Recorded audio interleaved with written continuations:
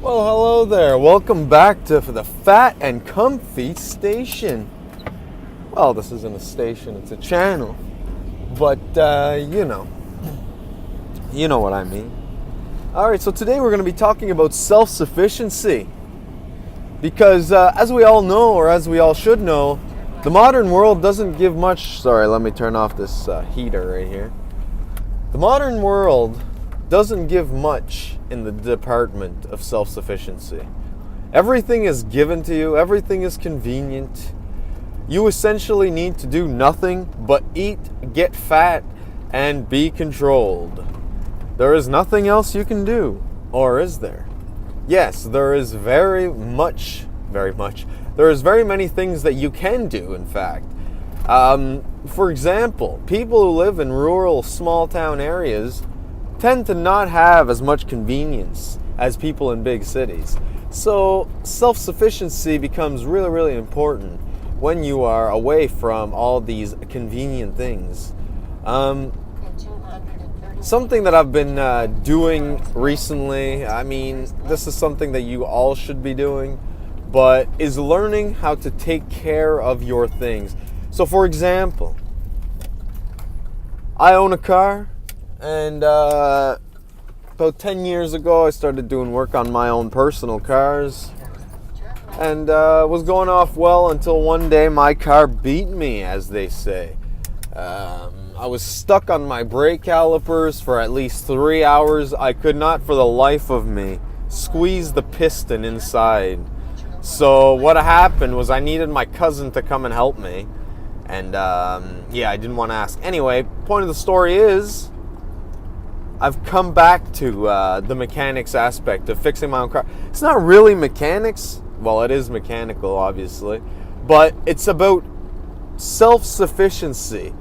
So basically, if you can do something yourself, you really should. So if you're able to fix your car, you should. Why? Because first of all, nobody's going to take care of your car more than you. So if you bring it to a mechanic that has 50 cars to do, he really doesn't care about your car. He's just going to change the part that needs to be fixed and then get it out of the door so that the other thing can come in. When you see your car, when you're doing your things yourself, you can see other things that might need maintenance soon, and you might as well go ahead and change it and save yourself a problem. There's things like that. Obviously, this is all common sense stuff, but unfortunately, we live in a world that is more and more driving to give up your self-sustaining aptitudes. We've come to a point where people don't even cook. Women especially, well, forget about it. Women think that they're better than cooking for some reason. And, we see what the hell's going on with that, don't we? Right? Everybody's fat. Why? Because nobody wants to cook their own goddamn food. They go to restaurants and have other people cook their food. Who knows what they're putting in your food? Seriously. Who knows what they're putting in your food? You know what I mean?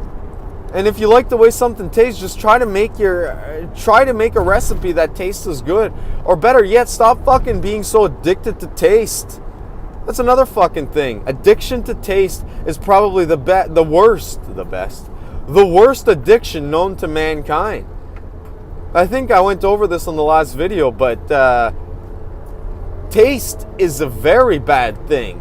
You should be able to eat whatever you need to eat, not because it tastes good or bad.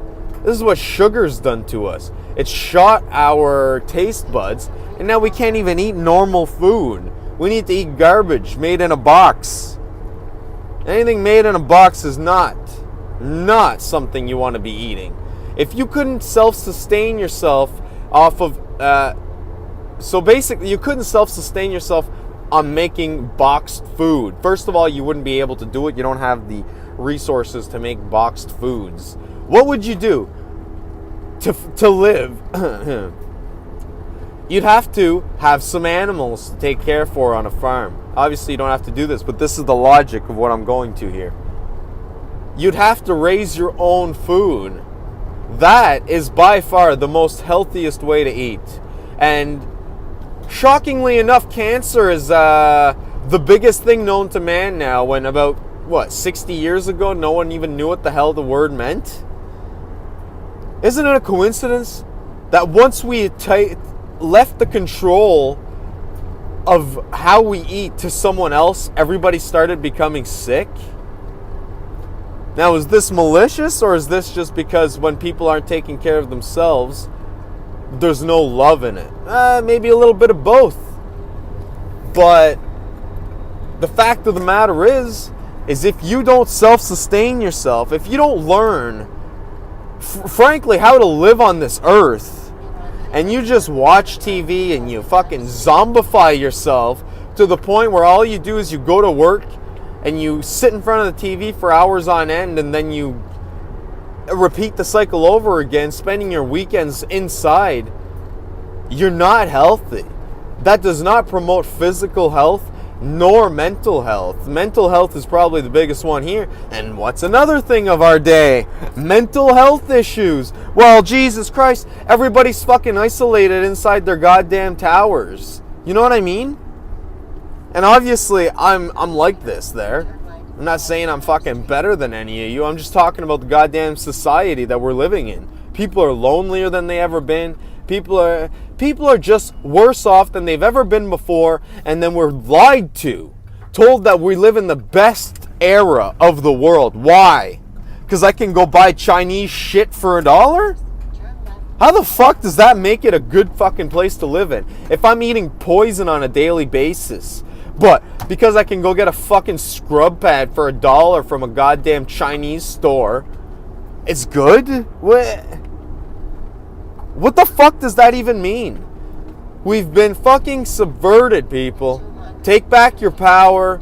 Learn how to self-sustain yourself, from food to the things you own, to mechanics, to the house you live in, how to repair it, etc., etc., etc. You should never, ever rely on anybody to make you survive.